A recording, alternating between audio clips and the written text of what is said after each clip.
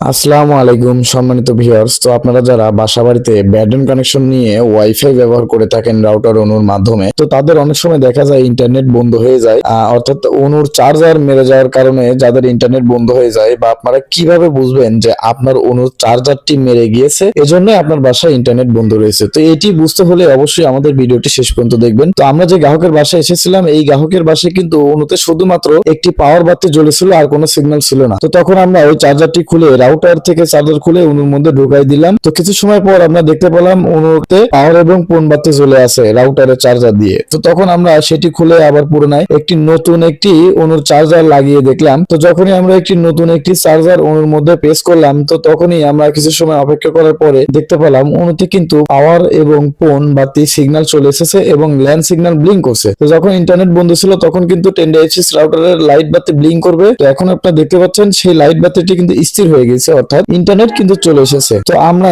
একটি মোবাইল নিয়ে ট্রাই করতে লাগলাম যে আসলে ইন্টারনেট আসছে কিনা। তো তখন আমরা মোবাইলে ভিডিও স্ক্রল করতে গিয়ে আমরা কিন্তু দেখতে পেলাম যে ইন্টারনেট অ্যাক্সেস ওপেন হয়েছে। তো এভাবে আপনারা বুঝবেন যে আপনার অনুর চার্জারটি নষ্ট হয়ে গিয়েছে।